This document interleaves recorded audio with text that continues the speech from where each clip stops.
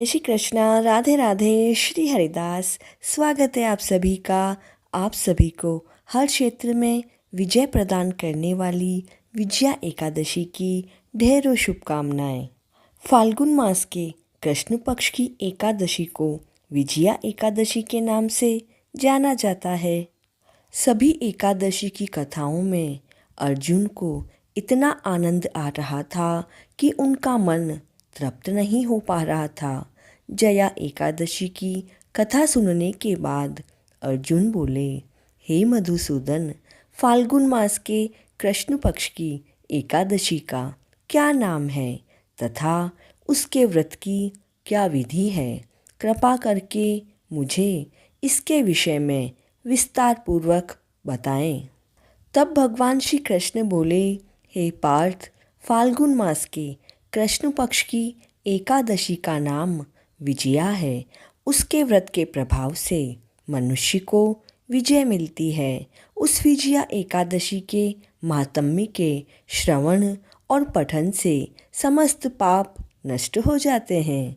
एक समय महर्षि नारद ने ब्रह्मा जी से पूछा, हे पितामह, आप मुझे फाल्गुन मास के कृष्ण पक्ष की एकादशी का विधि विधान व इसकी कथा बताएं। तब ब्रह्मा जी बोले, नारद, विजया एकादशी का व्रत सभी जन्मों के पाप नष्ट करता है। अब मैं तुम्हें विजया एकादशी की कथा कहता हूँ। त्रेता युग में मर्यादा पुरुषोत्तम श्री रामचंद्र जी को जब 14 वर्ष के लिए वनवास हो गया, तब वह श्री लक्ष्मण जी तथा माता सीता के साथ पंचवटी में निवास करने लगे। उस समय महापापी रावण ने श्री सीता जी का हरण कर लिया। इस दुखद समाचार से श्री राम जी तथा लक्ष्मण जी अत्यंत व्याकुल हुए और सीता जी की खोज में चल दिए। घूमते घूमते वे मरणासन्न जटायु के पास पहुँचे।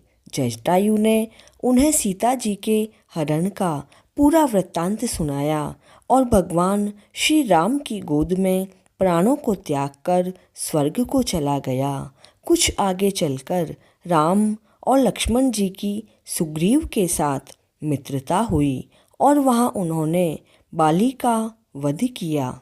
श्री हनुमान जी ने लंका में जाकर सीता माता का पता लगाया और सीता जी से श्री रामचंद्र जी तथा सुग्रीव की मित्रता का वर्णन किया। वहाँ से लौटकर हनुमान जी श्री राम के पास आए और अशोक वाटिका के सारे समाचार कहे। तब भगवान श्री राम ने सुग्रीव के सहमति से वानरों तथा भालुओं की सेना के साथ लंका नगरी को प्रस्थान किया। श्री राम समुद्र के किनारे पहुंच गए।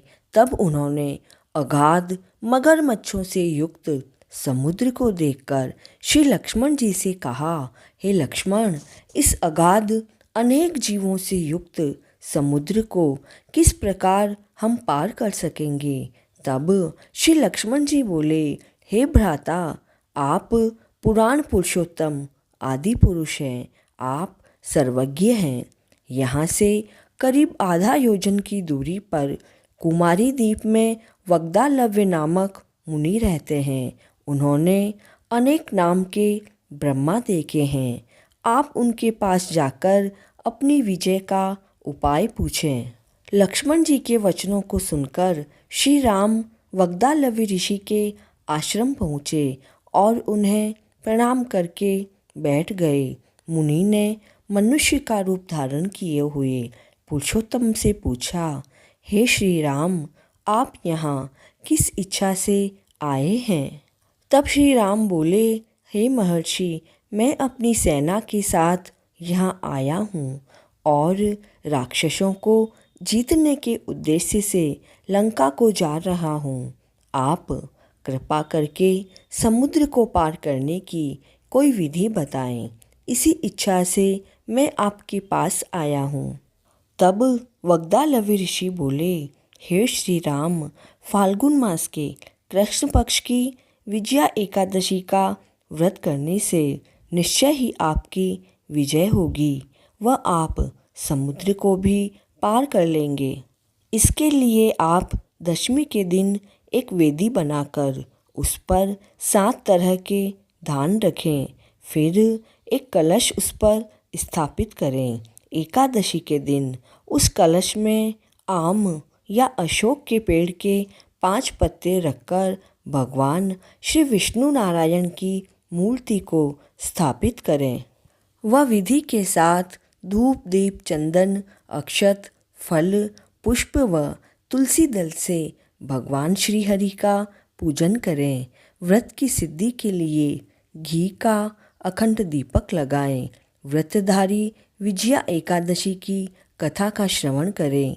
वह रात्रि में उसी कलश के सन्मुख बैठकर जागरण करें तथा द्वादशी के दिन कलश का ब्राह्मण को दान करें।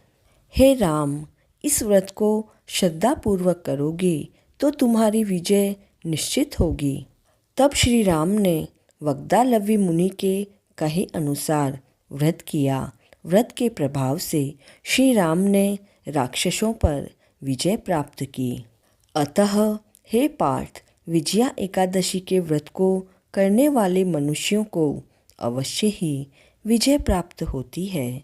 जो भी मनुष्य विजया एकादशी के माहात्म्य को पढ़ते अथवा सुनते हैं उन्हें वाजपेय यज्ञ का फल प्राप्त करते हैं।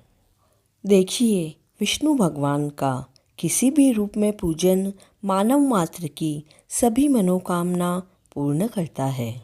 भगवान श्री राम हालांकि स्वयं ही विष्णु के अवतार थे, अपितु अपनी लीलाओं के चलते प्राणियों को सद्मार्ग दिखाने के लिए उन्होंने विष्णु भगवान के निमित्त इस व्रत को किया।